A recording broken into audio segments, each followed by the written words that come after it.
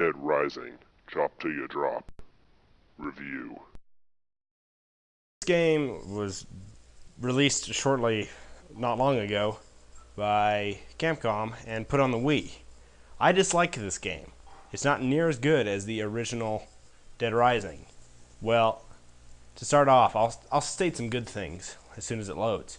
Some good things would be, you still get the old cutscene that when it becomes dark, the zombies become super possessed. But in a second, here we go. This controls are pretty awkward, and you have to press 2 buttons to open and close things. That's kind of awkward. They couldn't have made it 1 button.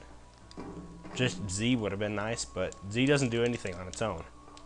Oh well. Another thing that really pisses me off is this. You have to rescue people. I liked about the old game, you didn't have to rescue people. You could have let everyone die. In this one, you have to rescue everyone. I can't stand that. It's it's awkward. I have to go out of my way to save people.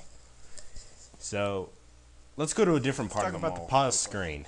This is the new revamped pause screen for Dead Rising. As you can see, it's got quite a bit more spaces. But another thing you'll notice is that the ammo is separate from the guns. Now you don't have to be constrained to that the guns just go away as soon as you lose ammo. Now you have unlimited ammo, or the gun lasts forever as long as you have the ammo. You also have fruit in here, but it doesn't restore much, as you can see. Key items are separated from normal items, which is also very nice. And books are also put separately, although I don't have any right now.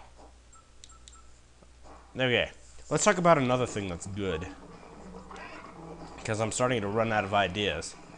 Another good thing is using the Wii's gimmick of pointing and aiming. I can use guns very effectively. Easily aimable. But there is bad parts about it, and I'll discuss those later. Another good part is, see these poodles? You get a lot of power prestige points if you kill them, but they are pretty difficult to kill, like that. It's pretty nice. And another thing is a separate pause screen, or a different pause screen that you can do different options on. And one of those options is the blood setting. You can change the blood to however you like it. There's red, you can make it green, and off, which isn't really off. You can change how much blood there is. I like it on high and red. But off is really unique. As you can see, I'll show you in just a second. It's not really off. There is no blood. There is blood still, but it's not really blood. As you can see, it turned into like rays of light. Very unique. Very cool. You also have money, which can be used for different things, like going through the service tunnels, which I'll just jump ahead. In this game, they have added money to the prospect, like I said. But for them, you can go into the service tunnels. You can't do it during the night, but you can normally go down in the tunnels, pay a fee to go down, and you can either choose a bicycle, a car, or many other things, like a lawnmower, like in the old game. Alright, and that's enough for the good parts of the game. There's plenty of bad parts. One being is, look at the zombies.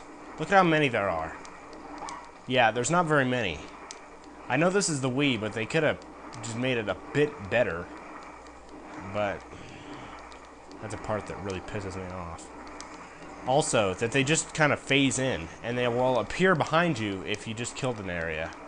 So, that's very awkward. Another thing is the graphics. The graphics are a ton worse. I know this is the Wii, but they could have been a lot better. There are different games on the Wii that are about the same. Another part, I already talked about the 2-button combo, which is very annoying. Also, the controls for shooting a gun are very awkward. Like, you have to press B and then A. You can't just point and press B for some reason. And there can't be any zombies behind you while you shoot. Like, see right here? One will get me, I'm sure. Or that parrot right there. Those parrots suck. Although you do get a prestige point bonus. Look at this right here. This is the gate to Movie Land. How am I supposed to get through there? I'm not. Until later in the game, I'm sure. But you could go everywhere in the old game. You could go anywhere you wanted to start off. But not in this one. You're blocked off from pretty much anywhere. Another one is there's not near as many weapons. Look at this. I can't pick any of those up. Stupid poodles, jeez. So, yeah, I can't pick any of those up. There's only one back here that I can pick up, this one, and it's not even very good. You see, you shake the remote to swing it, or you can press A if you'd like, but look at this. It's not very effective. You don't get the one that swings around in a circle. I just killed a parrot. But yeah, and you don't have the choice to throw it. You have to discard it by just dropping it. You can't throw it like in the old one. I know I'm comparing this one a lot to the old one, but it needs to be. This is the same game. They could have made a sequel, and that's another thing that is not very good on Capcom's side. Another thing. Where's the orange juice? Why can't I get the orange juice here? There was a spot right here that everyone went to get orange juice. And now there's just 2 pieces of fruit laying on the ground. Now watch this. I killed most of the zombies behind me. I'm sure I can just turn around, walk over here a little bit, just screw around, and they repop back up. I don't understand. And they've also removed the ability for him to jump. As you can notice, I haven't jumped at all. Let's go heal up a little bit. So, it's impossible to jump. You can only jump in specific areas. And it makes it pretty obvious where. I mean, look at that. There's a little hand. And the katana is not much of a secret anymore. And speaking of the katana, it's not very strong anymore. I'm swinging as hard as I can, and it only swings once. You could have swung multiple times in the other one. The zombies only sometimes decide to attack you. They're supposed to be always going for you. And in this one, they give them a speed boost. They're a lot harder. They're a lot faster, a lot stronger. Once again, using the gimmick controls to fire the gun. A lot of the weapons have been taken out, and I haven't found a single weapon that's been added. Look, I can jump over, but I can't grab the jewels. Why can't I grab the jewels? See that? That looks like a weapon. Let's jump over. Oh, it's just a vase. And in this one, in the old one, you were dependent on melee weapons. You didn't really depend on guns all that much. In this one, it's a complete reversal. You are almost dependent on guns, and the melee weapons are pretty much useless. I have the katana, but it's going to break soon. Another thing is this glass. I can't break the glass.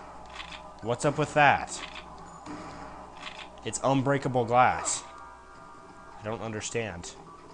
Also, another thing, the biggest thing, before I close the video, that they've taken out was the camera. There is no more camera. You don't see the PP sticker on there. And they've removed the camera. That was the biggest feature of the old game. And they just got rid of it. That is what we loved, and it's just gone. So this concludes my Dead Rising Chop Till You Drop review. Thanks for watching, and go watch my other videos. This game is horrible.